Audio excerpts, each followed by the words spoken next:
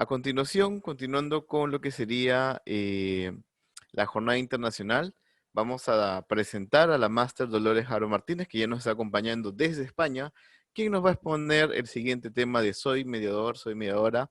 Ella es máster en Integración Educativa y Violencia de Género por la Universidad de Valencia, fundadora del Centro de Emoción y Mediación, autora del libro Soy Mediador, Soy Mediadora. Ha coordinado y dirigido servicios de mediación escolar en diversas instituciones educativas con una experiencia de más de 12 años. Vamos a dar pase a María Dolores para que pueda compartir pantalla y seguir con lo que sería la conferencia magistral número 2 de la Jornada Internacional Educación y Psicología 2020. Muy bien, muy buenos días. ¿Se me escucha bien, Víctor? ¿Me escucháis? Fuerte y claro, fuerte y claro. Vale, estupendo. Pues nada, antes de comenzar, dar las gracias por haberme invitado a esta jornada tan importante y necesaria, ¿no?, para la educación de nuestros niños y niñas. En lo personal quiero agradecer al profesor Francisco Latorre, que nos puso en contacto. Y bueno, pues con la red, especialmente por ese acompañamiento que me habéis hecho, Víctor Angulo y Harold Aguirre. A todos los participantes, bienvenidos y bienvenidas. Y muchas gracias por estar ahí. Pues espero que esta exposición os guste.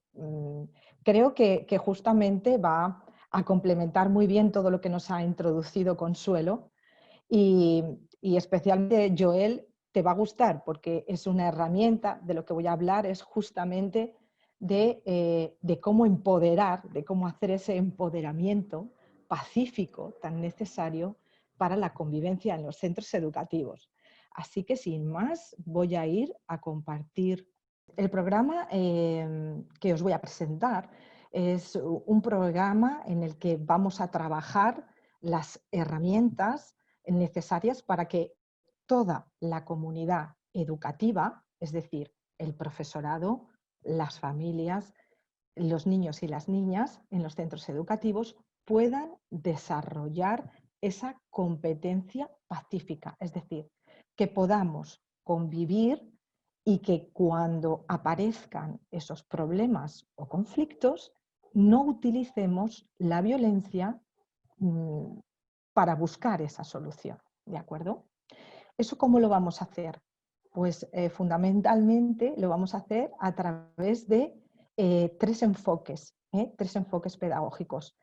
Esa educación basada en los derechos humanos, la educación de las emociones, como muy bien decía Consuelo, que me ha encantado tu exposición con esa realidad que tenéis allí en Perú.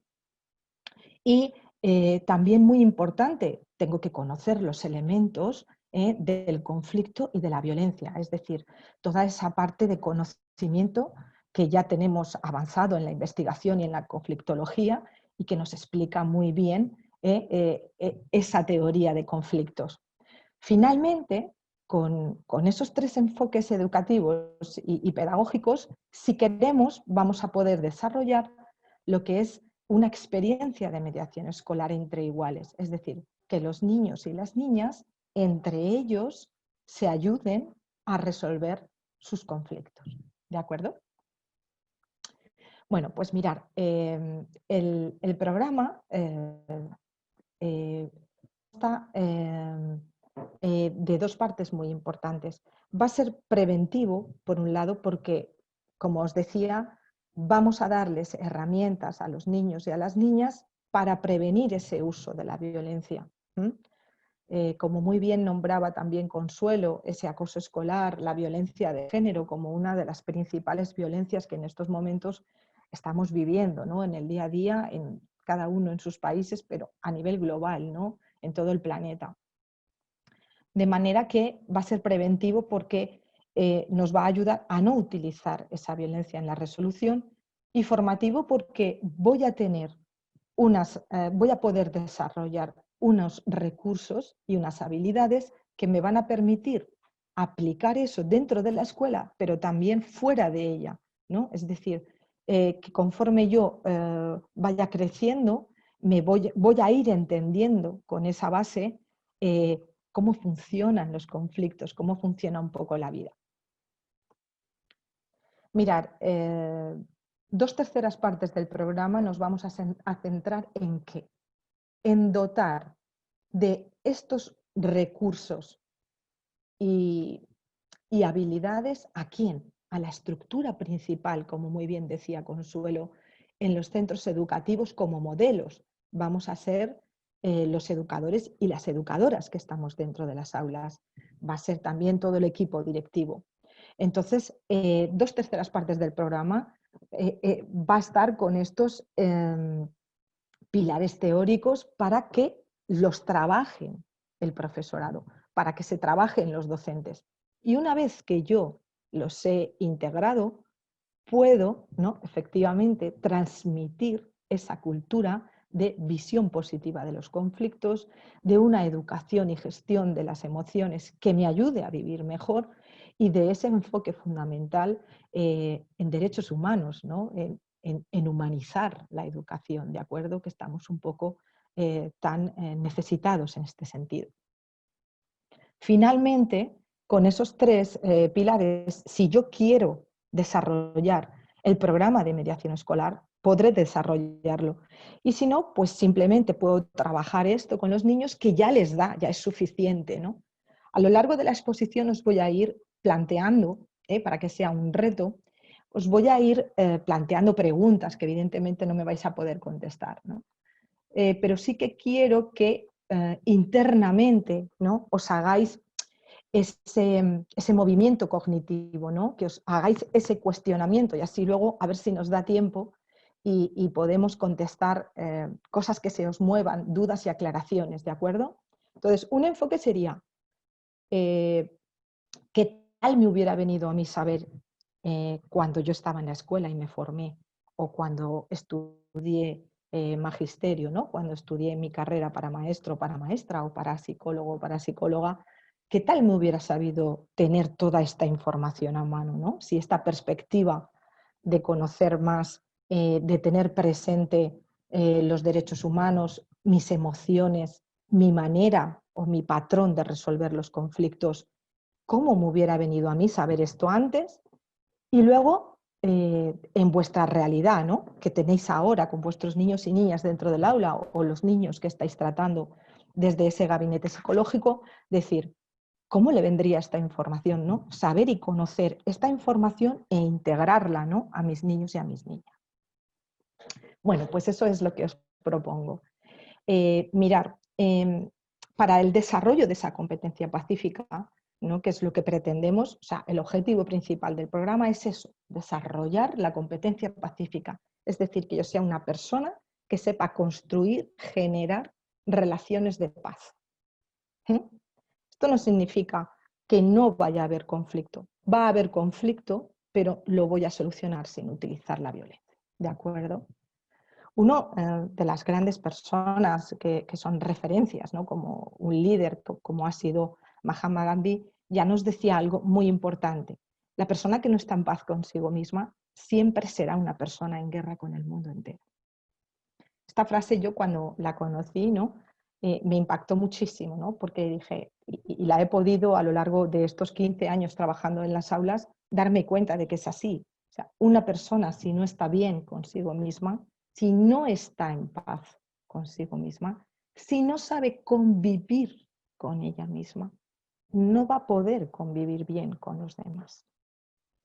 Por eso es tan importante desarrollar esta competencia pacífica, como os digo, en cada uno de los individuos que formamos esa comunidad educativa. Bien, como ahora voy a seguir avanzando, desarrollando los pilares en los que os digo que se basa ese desarrollo de la competencia pacífica. Mirar, ese desarrollo de la competencia pacífica, yo me inspiré, he estado inspirada por muchos autores, ¿no?, pero sobre todo os he puesto aquí los más importantes, ¿no? Parto del concepto de competencia que nos hace Rafael Vizquerra. Rafael Vizquerra es una referencia mundial a nivel de educación de emociones. Él es doctor en ciencias de la educación y es fundador, que luego más adelante os comentaré, de lo que es un esquema de competencias emocionales. Entonces me basé en él para desarrollar este concepto de competencia pacífica en esas 4 partes que dice Rafael que tiene que tener el concepto, ¿no? Es decir, una persona para tener esa competencia. Vamos a estar hablando de un conocimiento, de saber hacer algo con ese conocimiento, que sería tener habilidad, desarrollar una habilidad.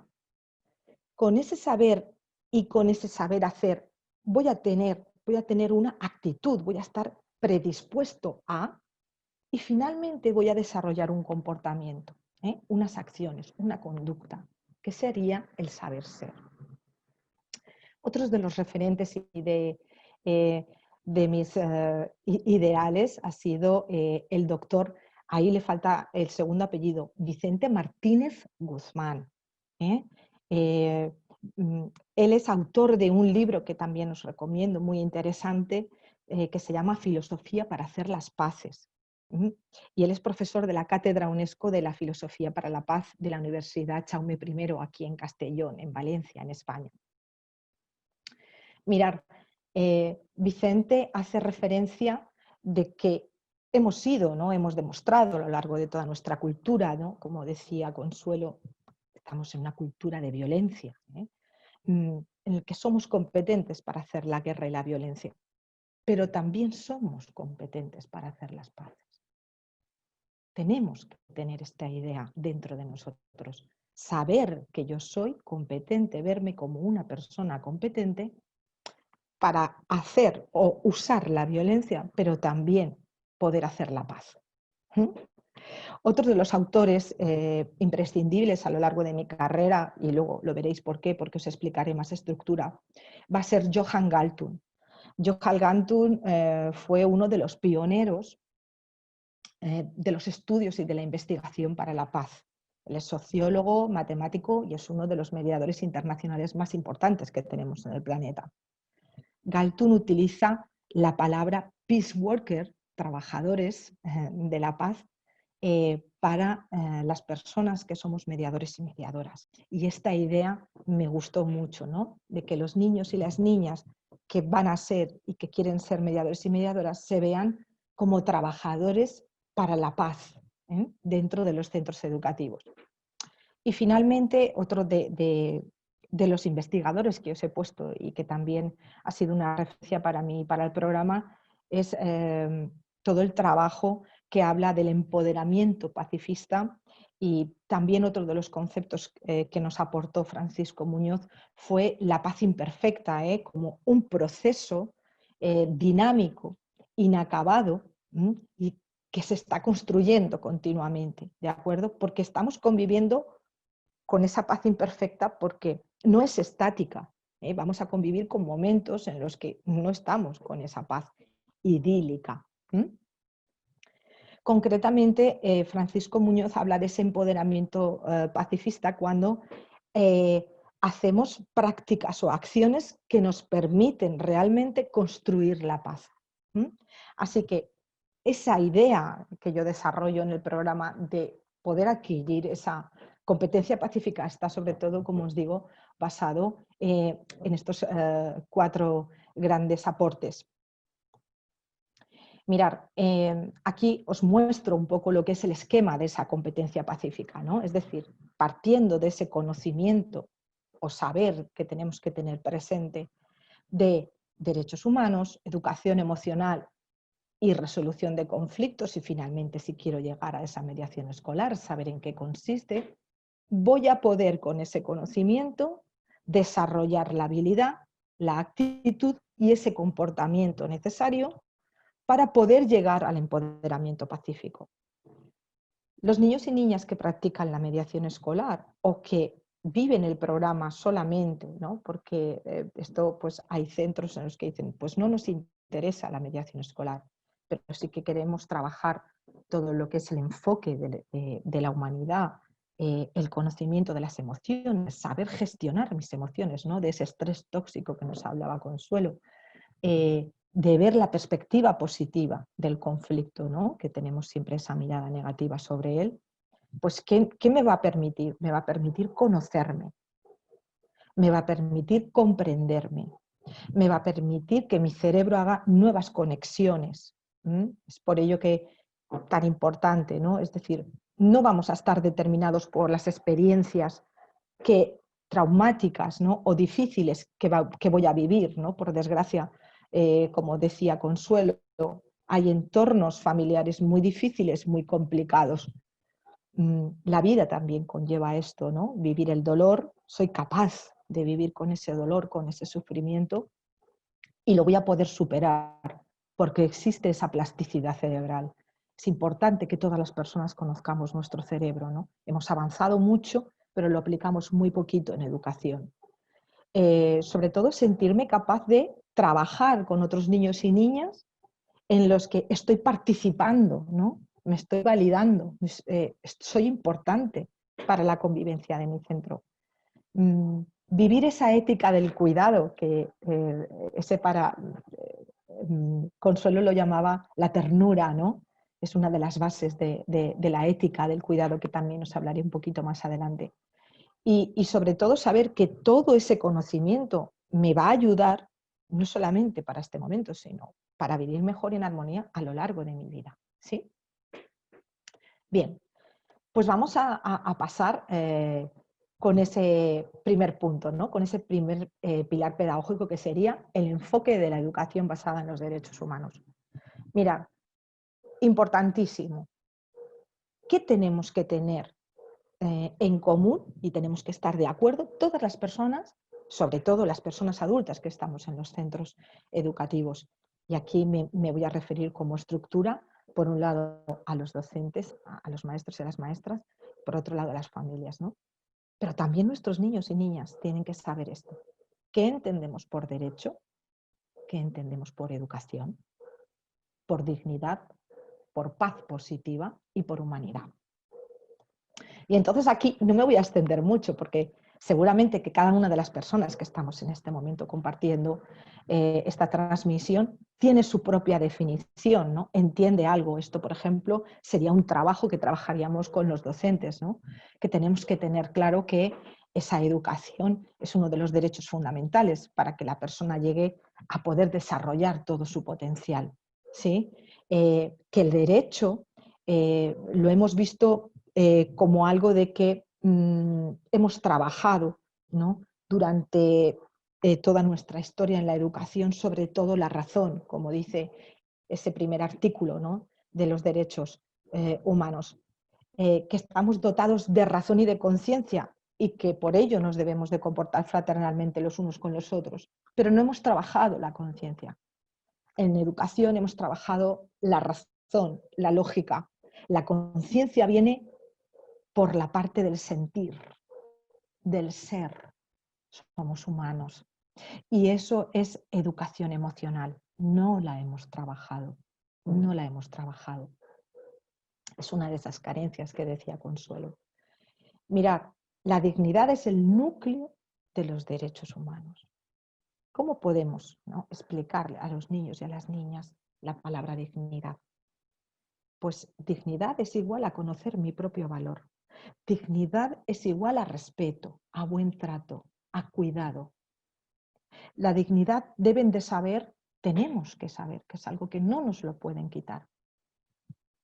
Puede ser que yo esté viviendo situaciones en las que mi dignidad, efectivamente, en ese momento no esté ahí, porque no me la están respetando, no me la están valorando. Pero eso no significa que me la puedan quitar. Yo tengo que saber que la tengo. Que no soy un objeto, que no soy un medio. Esto es muy importante. Creo que tenemos que introducir la palabra dignidad en nuestro día a día, porque parece como que esa dignidad a veces depende de los gobiernos, de los estados, de las administraciones, depende de que me la den otras personas. Y aquí tenemos que trabajar para que la persona parta de esa base. Tengo dignidad, me la doy yo, esa validación. Para mí está muy relacionado, Joel, con ese empoderamiento de la persona. Puede ser que yo viva situaciones en las que evidentemente no tenga esa dignidad porque no se me está reconociendo mis necesidades, mis derechos, mis emociones. pero la tengo. ¿Mm? Finalmente, estos dos últimos conceptos, la paz positiva y la humanidad, pues mirar, esa paz positiva es la perspectiva positiva del conflicto. La paz positiva es de que voy a convivir con el conflicto porque es inherente en el ser humano, hemos evolucionado gracias a él. No voy a evadir, no voy a evitar mis conflictos, sino que voy a encontrar los recursos y las herramientas necesarias para afrontarlos de una manera positiva. Esto es sin dañarme a mí y sin dañar a las otras personas que están dentro de esa situación que nos afecta. Y finalmente esa humanidad, como os decía, está ligada a mi dignidad, a que soy un ser humano. Estamos en una economía bajo las leyes del capitalismo que nos dictan que tengo valor si tengo. No soy un tener humano, soy un ser humano. Parece que yo valgo más si tengo propiedades, si tengo dinero. Y todo lo que no sea y pase por esto, se pierde nuestra humanidad, ¿no? Entonces, la humanidad, como bien decíamos, va unida a ese ser, a ese reconocimiento propio, a conocerme, a comprenderme, mis necesidades y mis emociones. Y si yo tengo eso para mí y lo conozco en mí, podré convivir bien junto a los otros. Aprender a convivir juntos. Bien, pues algo práctico, ¿no? Quería introducir, aparte de ese enfoque un poco teórico. Esta sería una de las actividades que trabajaríamos a fondo con los niños. ¿Cuáles creéis, que son los derechos más importantes que las niñas y los niños deben de conocer? No solamente ellos, sino también nosotros cuando entramos dentro de un aula, ¿no? Entonces, fijaros, como nos vamos a basar en esa Convención de los Derechos del Niño y de la Niña de 1989, esos 54 derechos los vamos a reunificar en 5. Quiero que estéis pensando, vale, ¿cuáles serían esos 54 derechos? Solamente dejar 5. ¿Sí? Bueno, pues vamos rapidísimamente a ello. Mirad, esos 5 derechos serían derecho a tener una familia, derecho a la salud, derecho de dignidad, de buen trato, de respeto, derecho a la educación y derecho al juego y diversión.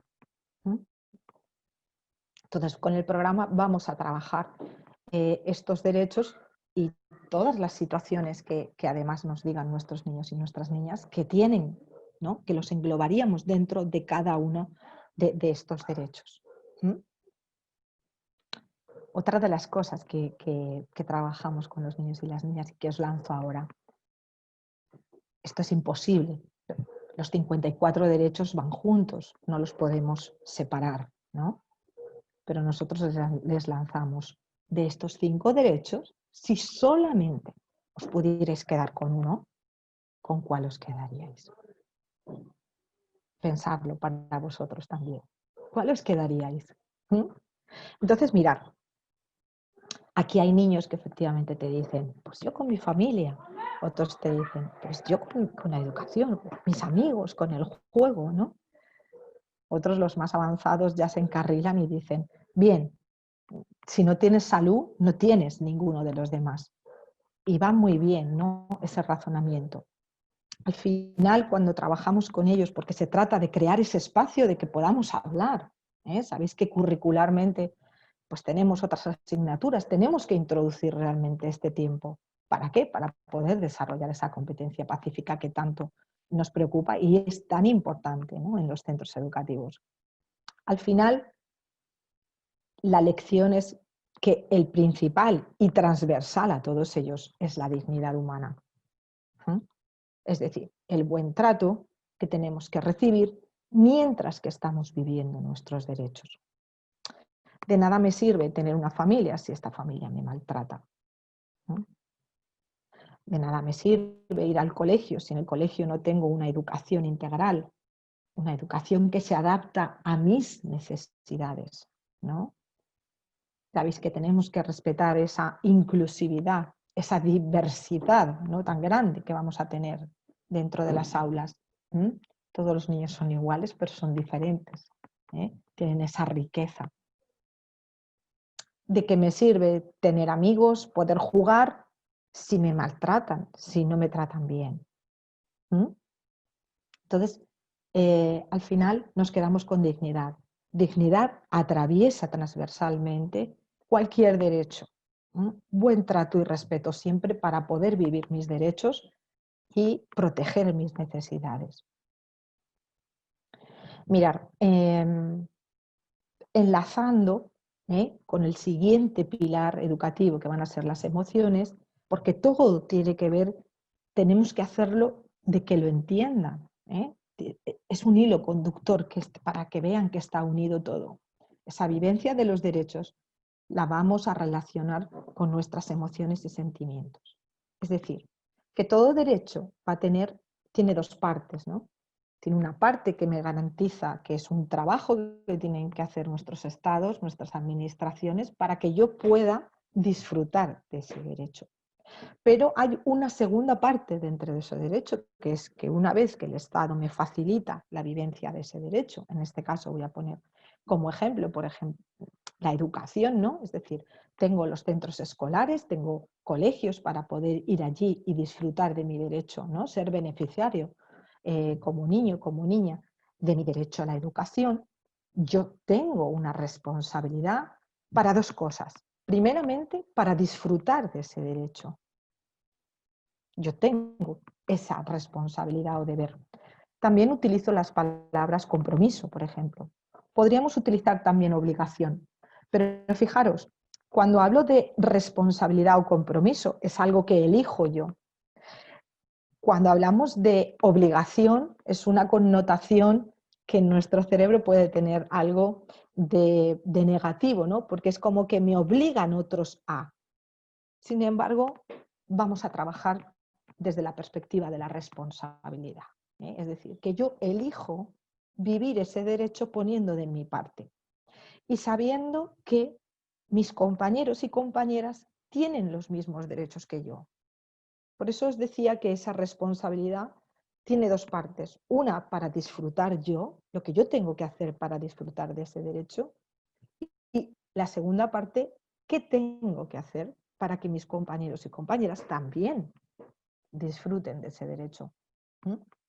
Porque todos tenemos esa igualdad, ¿de acuerdo?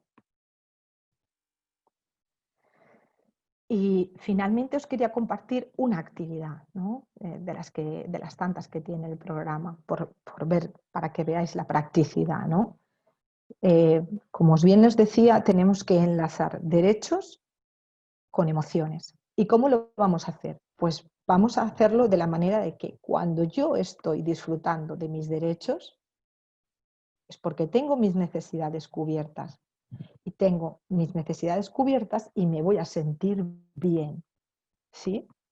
Entonces, tenemos que trabajar con sus realidades para que entiendan todos estos conceptos y lo puedan integrar en su día a día, ¿no? Entonces, partimos de que en esta actividad les vamos a pedir que escriban situaciones, hábitos y vivencias que les hacen sentir bien. El programa se desarrolla con niños de edad entre 10 y 12 años, pero es adaptable perfectamente para los niños y niñas a partir de los 8 años, ¿de acuerdo? Entonces partimos de qué situaciones tenemos ahí que me hacen sentir bien y que yo disfruto en el día a día, y tengo que ver, tengo que pensar con qué derecho está relacionado. Entonces, mirar, ¿qué situaciones van a poner aquí nuestros niños y niñas? Pues ponen desayunar todos los días. Otros te ponen desayunar mis cereales, desayunar con mi madre, desayunar con mi abuela. No son las mismas cosas. Sobre todo porque cuando yo tengo que clasificar esa situación en relación a qué derecho tiene que ver, pues no es lo mismo decir ir a hacer deporte cuando salgo del colegio con mis amigos, a decir ir a hacer deporte, ir a nadar, ir al fútbol O lo que os decía, desayunar mis cereales o desayunar todos los días con mi madre. ¿Por qué? Pues porque cuando vamos a clasificar desayunar todos los días con mi madre, tiene que ver con el derecho a tener buena salud, pero también implica el derecho a tener una familia y los cuidados. ¿Mm? Y finalmente, aquí esta actividad, todas las situaciones, puesto que me hacen sentir bien, van a estar incluidas en el derecho a ser tratado con dignidad, igualdad y buen trato. Si no, no puede ser que yo esté bien. Siempre que yo estoy bien es porque mi dignidad está siendo valorada. ¿Mm? Y es una manera de enfatizar, de recalcar, de unir derecho a dignidad, bienestar a dignidad. ¿Mm? Bueno, pues vamos a seguir avanzando. Pasamos al segundo enfoque pedagógico, como muy bien decía Consuelo antes, educar las emociones. ¿Mm? Y aquí, ¿qué es lo que tenemos que tener claro las personas que entramos dentro del aula? ¿No? Pues sobre todo cuando trabajamos en las formaciones, una de las primeras cosas que tenemos que saber es que tenemos que diferenciar tres conceptos: inteligencia emocional, competencias emocionales y educación emocional. ¿Mm? Lo digo porque muchas veces los confundimos. ¿Mm? Los utilizamos como sinónimos y no lo son para nada. ¿Eh? La inteligencia emocional sería esa teoría, ese constructo hipotético que es propio de la disciplina psicológica y también desde la neurociencia, pero que hay personas que son detractoras de esta teoría, ¿no? Que dicen, bueno, pues la inteligencia emocional no existe. Pero esta teoría es la que nos va a facilitar que podamos educar las emociones, que sería la educación emocional, a través del desarrollo de unas competencias emocionales. ¿Mm? Ser competentes emocionalmente, así sé si estoy siendo educado en emociones o no. ¿Mm? Mirar, el concepto de educación emocional, pues también hay diferentes definiciones. Yo trabajo con la definición de Rafael Vizquerra, como antes os comenté, y para él hablar de alfabetización emocional o educación emocional sería ese proceso educativo en el que la persona va a complementar ese desarrollo cognitivo con el desarrollo emocional. Es decir, que razón y emoción van juntas para ese desarrollo integral de la persona. ¿Mm? Es un poco de lo que vamos a hablar a lo largo de toda esta jornada, ¿no? De esa integridad, de esa escolarización íntegra, ¿no? Sigo con Rafael Vizquerra, como os decía, yo empecé a trabajar primero en 2005 programas de desarrollo de la autoestima. Y cuando conocí las competencias emocionales, el modelo de competencias emocionales que encajó en mi manera de trabajar fue el de Rafael Vizquerra. Y por eso me quedé con él, ¿no? Lo he incluido en mi programa. Entonces, Rafael Vizquerra, como os decía, es un experto a nivel internacional de educación emocional y además lidera el GROP, que es el Grupo de Investigación en Orientación Psicopedagógica, y ellos tienen este modelo pentagonal de competencias emocionales. Como os digo, es un modelo de competencias emocionales. También está, por ejemplo, el modelo de Badron, está también el de Goleman. Sin embargo, a nivel psicopedagógico, como os digo, el que a mí más me gusta y me encaja es el del GROP. Entonces, este modelo pentagonal tendría esos 5 pasos: conciencia emocional, regulación emocional, autonomía personal, competencia social y habilidades de vida. Para mí los fundamentales que tenemos que trabajar en la escuela serían la conciencia emocional y la regulación emocional. Específicamente, pienso que los otros 3 escalones se van a desarrollar por sí mismos si estos 2 los tengo bien claros. Entonces, ¿a qué nos referimos cuando estamos hablando de esa competencia emocional? Pues a que yo sepa identificar y reconocer mi mundo emocional, mis sentimientos y emociones. ¿Mm? Que sepa expresarlos, que sepa ponerles nombre, que sepa comprenderlos. Si los comprendo, puedo comprender las emociones y sentimientos de las demás personas con las que me relaciono. Si tengo esa conciencia emocional, ¿no? Si yo sé que yo tengo emociones, tengo sentimientos y que todas las personas tienen emociones y sentimientos, pues conforme voy conociendo mi mundo emocional, puedo ver el mundo emocional de las demás personas. La segunda competencia emocional sería que una vez que yo ya sé que tengo esas emociones, tengo que aprender a gestionar, a regularme para que esas emociones me ayuden a vivir mejor. Uno de los principios más básicos de las emociones es que están para ayudarme a vivir mejor, pero no sabemos interpretar muchas veces la información que me dan. Las ignoramos, sobre todo las emociones que decimos psicopedagógicamente negativas. Negativas no porque sean malas, porque todas son buenas y si me apuráis, las mejores van a ser esas que me dicen qué me está pasando, que no estoy bien. Entonces, fundamental, saber, conocer que las emociones están para ayudarme a vivir mejor. Y es un trabajo personal e individual y único que solamente me puede transmitir otra persona humana a entender mis emociones. Pero esa interpretación es algo que solamente cada uno de nosotros, cada una de las personas puede hacer. Finalmente, después de esa regulación emocional, vendrá esa autonomía. No depender del estado emocional, no estar determinado por el estado emocional que tengo o que tienen otras personas con las que me relaciono.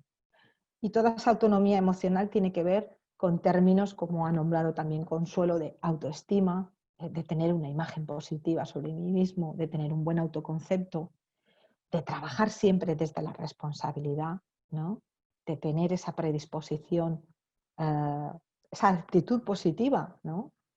Es decir, de saber generármela yo, aunque las circunstancias no me acompañen, de la resiliencia, que es tan importante. La resiliencia solamente se puede gestar en los malos momentos. No podemos aprender resiliencia si estoy bien.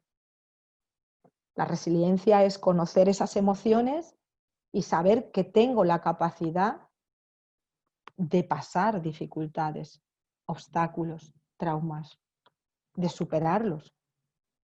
Y es muy importante tener una persona que me acompañe, ¿no? En los entornos educativos, cuando trabajamos la resiliencia, estoy segura que vuestra experiencia también, ¿no?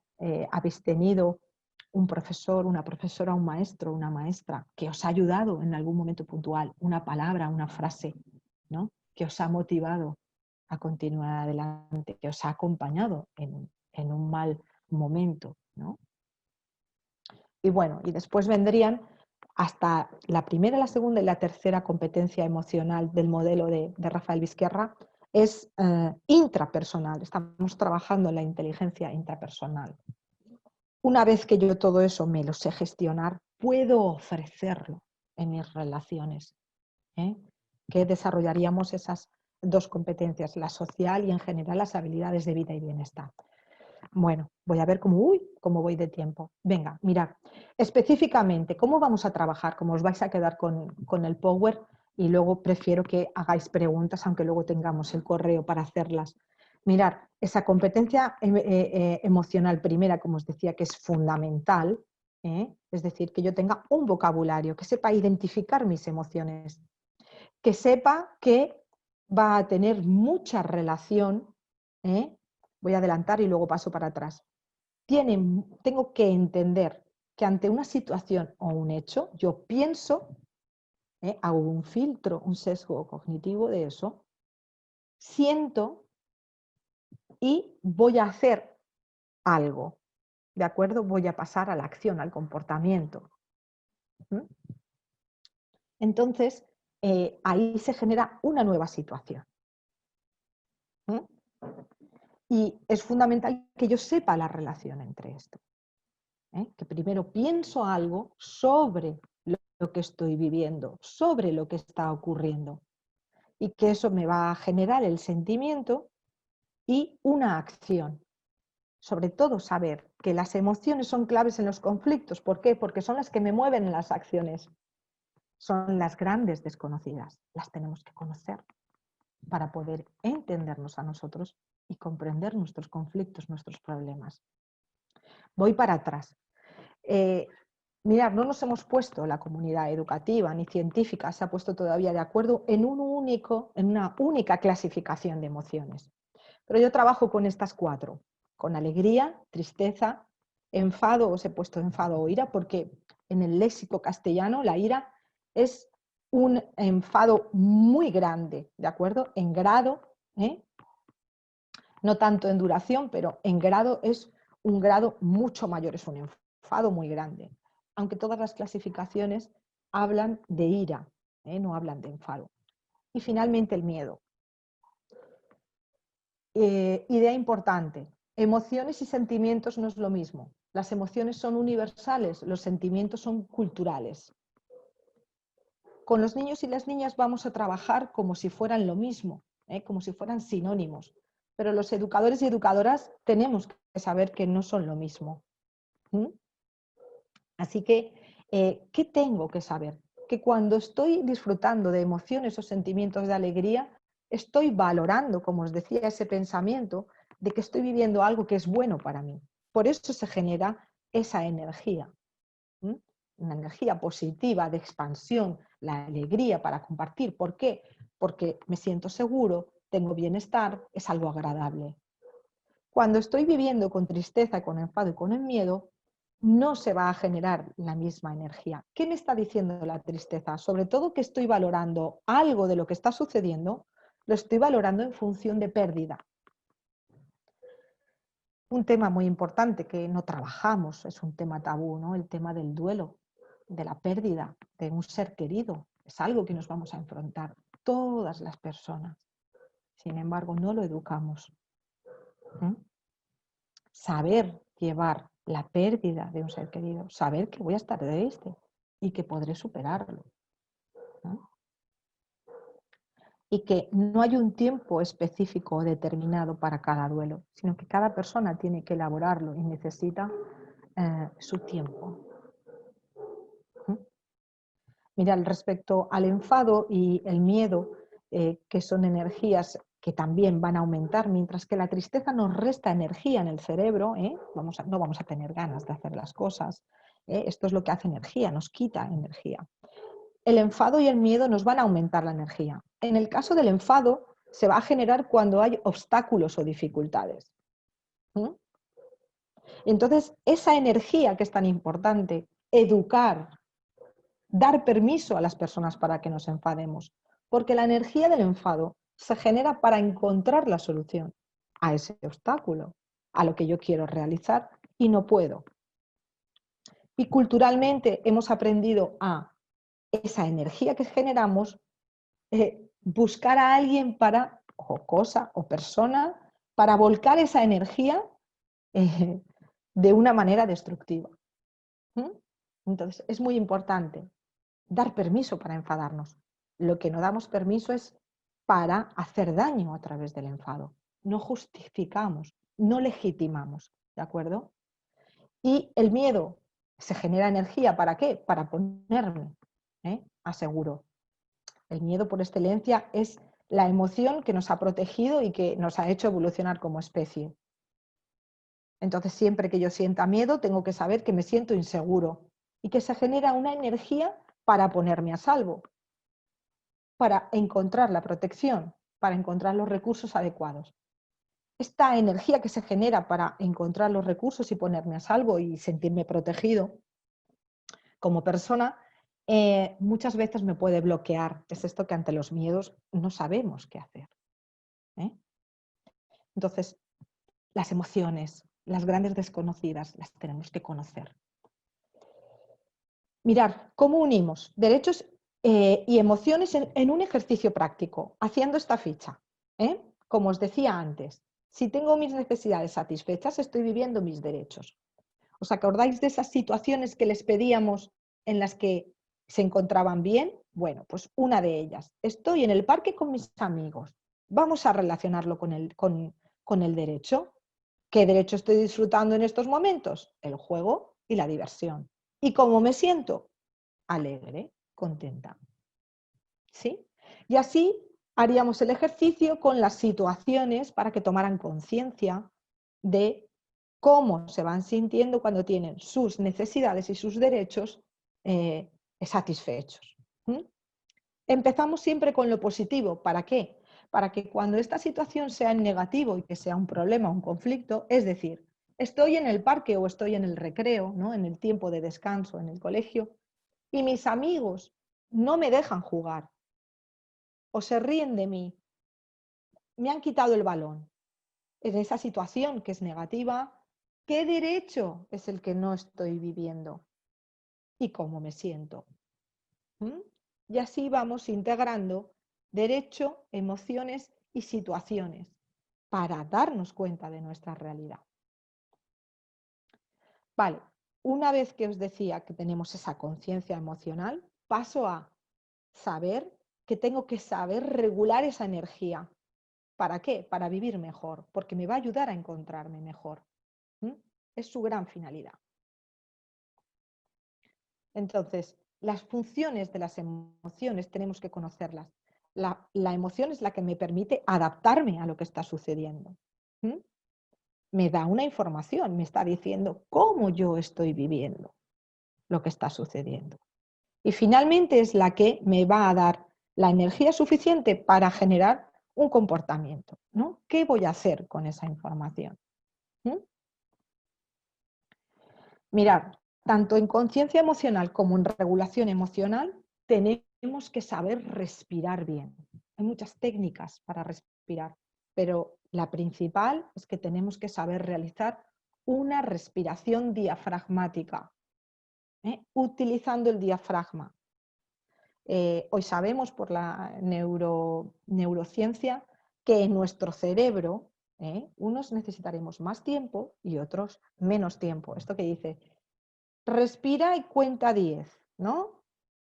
Hay personas que necesitamos 200, necesitamos contar hasta 200 y hay otras personas que contando 10 se regulan. ¿Mm? La práctica de esa respiración diafragmática, sabemos hoy en día en el cerebro que reduce la energía, por ejemplo, ante un enfado. Y igualmente, cuando estoy triste, la respiración diafragmática me va a permitir esa regulación. Me ha hecho gracia, Joel, cuando decías esa homeostasis, ese equilibrio. Bueno, pues ese primer equilibrio, ¿no?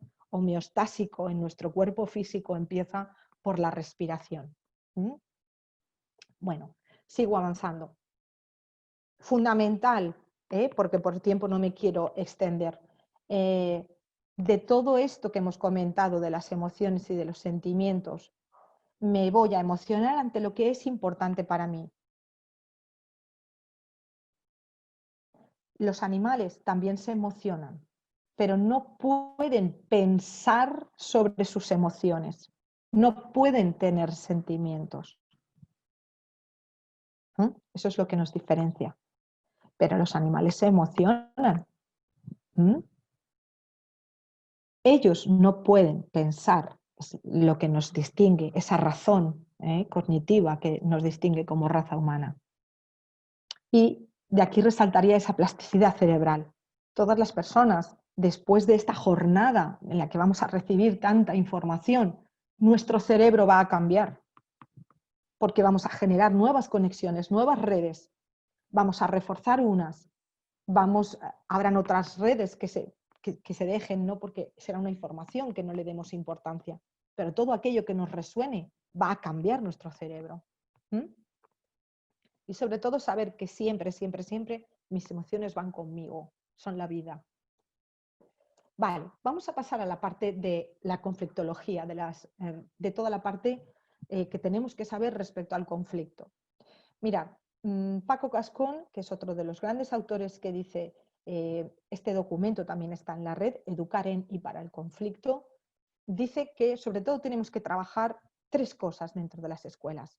Trabajar esa perspectiva positiva del conflicto, saber analizar los conflictos, toda la comunidad, como veis ahí, y tenemos que encontrar soluciones positivas, ¿de acuerdo? Tanto a nivel micro, es decir, la propia persona, como cuando estamos en situaciones macro en las que hay más personas involucradas.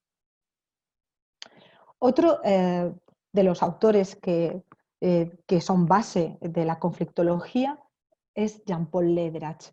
Jean-Paul Lederach es otro de los grandes mediadores y que ha realizado también, por ejemplo, ahora de su libro El ABC de la paz y de los conflictos, también muy recomendable, es de donde he extraído los elementos del conflicto, lo que llamamos las 3 P's, cuando tenemos que aprender a analizar los conflictos.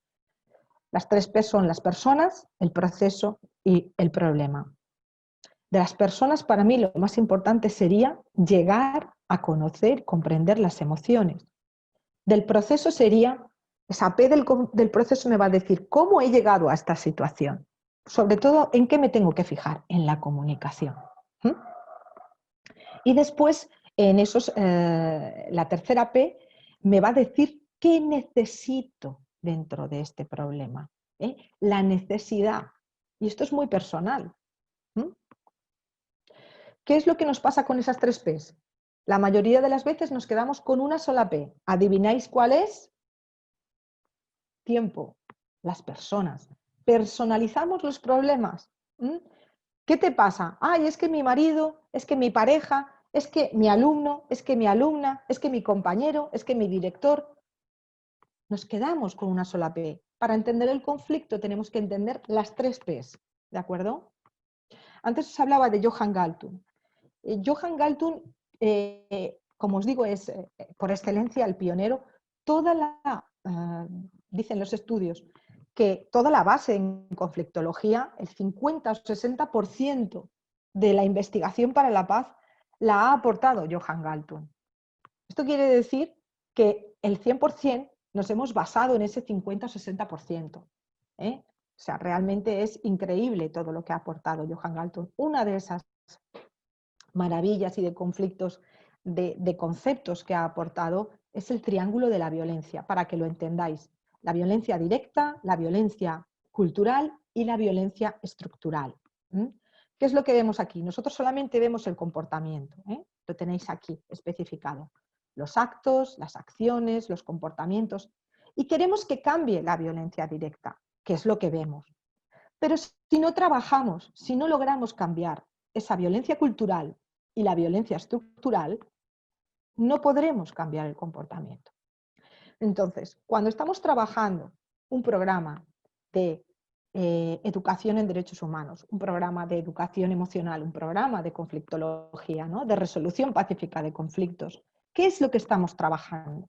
Estamos trabajando la cultura, estamos trabajando la estructura, para que ese cambio en el comportamiento sea posible.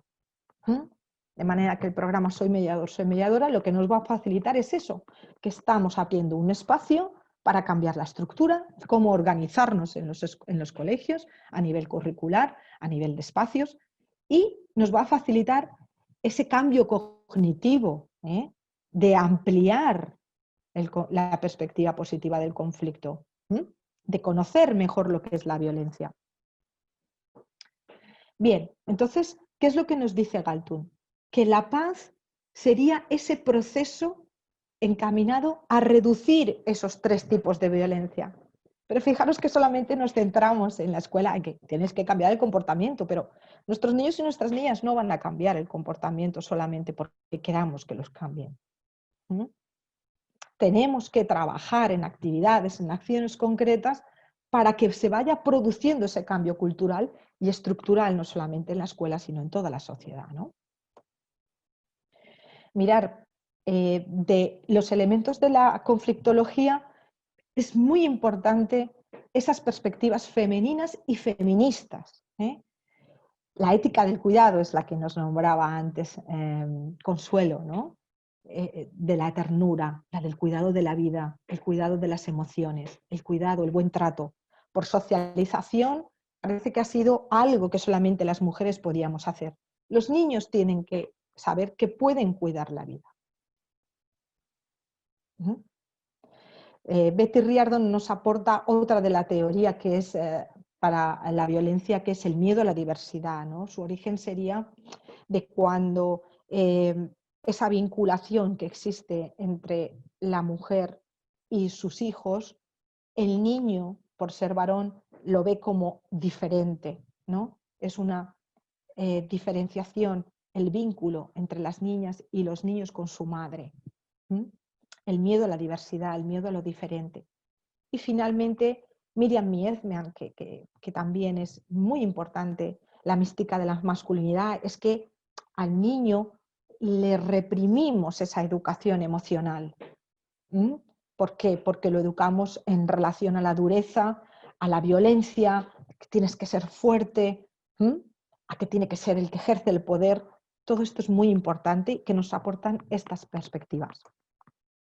Voy a ir acabando, Víctor, no te preocupes que en 5 minutos acabo, para no estropear al resto de compañeros y compañeras.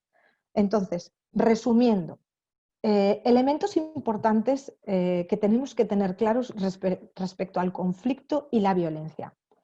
Que personalizamos los conflictos y entonces atacamos a la persona y no al problema. Que los conflictos son algo natural y positivo. Que nuestros conflictos nos van a hablar de lo que necesitamos, de nuestras necesidades. Si no, no hay problema. Que solemos confundir conflicto y violencia. Que hay que dotar a nuestros niños y a toda la comunidad educativa de herramientas, que sería prevención ante el conflicto. Lo que sí que vamos a prevenir es la violencia. No queremos educar para que no haya conflictos, educamos para que no utilicemos la violencia en la resolución del conflicto. Y por último, que las niñas y los niños necesitan tener referencias y modelos humanos pacíficos y que esa referencia dentro de la escuela vamos a ser los educadores y las educadoras que entramos dentro del aula, los psicólogos y las psicólogas que trabajamos también en esos gabinetes.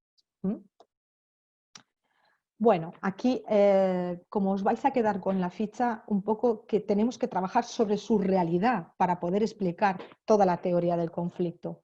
Les preguntaríamos sobre sus conflictos en clase, qué problemas más habituales tienen, y todo ello iríamos desmigajándola con toda esa base de conflictología que os he explicado.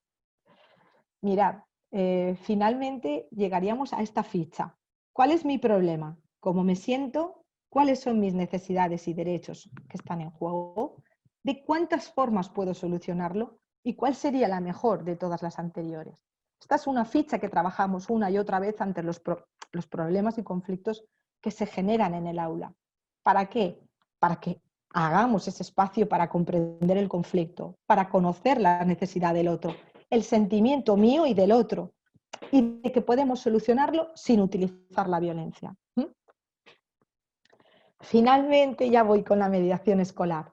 Es decir, la mediación escolar es esa herramienta, es esa actividad que va a permitir a los niños y niñas que han recibido esta formación, que son todos normalmente, que sean una tercera persona, una parte neutral, que ayuda a otros compañeros en tiempo de recreo o en otros espacios a resolver sus problemas.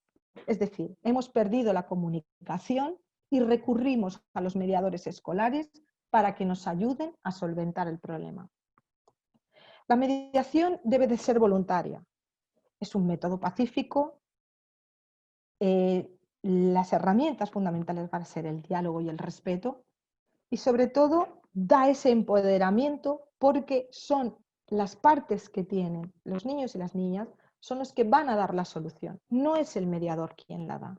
Entonces, todo esto es una práctica, es una formación que reciben los niños y que el programa tiene específico, ¿de acuerdo? Mirar, aquí tendrías los pasos de la mediación del programa Soy Mediador, Soy Mediadora, que primero explicarían qué es lo que ha sucedido, cómo se han sentido, tienen que proponer las soluciones y finalmente pues ese mediador o mediadora es la que tiene los recursos y las habilidades para favorecer ese proceso de paz, ¿no? Bueno, pues lo que os contaba, no me voy a extender aquí más, que pueden pueden realizar a los niños esta formación entre los 8 y los 12 años, que es algo que nos va a servir para toda la vida y que es un modelo, ¿no?, dentro de la escuela. Los niños quieren ser mediadores y mediadoras. Mirar, voy a pasar, el modelo mío es un modelo que se hace en tiempo de recreo, en tiempo de descanso. Y finalmente os traigo aquí estas fotos para que lo veáis. Estas fotos se hicieron sin avisar. Llevan esos petos identificativos cuando están jugando. Y bueno, pues los niños recurren a los mediadores y a las mediadoras porque son personas, modelos referentes para ayudarles en la solución de sus conflictos. Mirar, ellos saben, toda la escuela sabe que los trabajadores, que los niños y niñas que son mediadores trabajan por la paz en el centro, rechazan la violencia, ayudan a sus compañeros y que lo hacen a través del respeto y del diálogo, a través de ese reconocimiento de la dignidad. El lema del programa es una frase inspiradora de Eleanor Roosevelt: no basta con hablar de paz, uno debe de creer en ella y trabajar para conseguirla. Y bueno, pues podéis adquirir el programa en la página de Emoción y Mediación en su versión digital. Y cualquier duda, acabo aquí. Muchísimas gracias, perdón porque me he excedido. Perfecto. Muchas gracias, Máster Dolores Haro, por acompañarnos y aportar conocimientos a la comunidad educativa. En estos momentos vamos a proceder a avanzar lo que sería la mesa redonda. Vamos a dar paso a mi compañera para poder iniciar lo que sería esta actividad que tenemos programada para el día de hoy.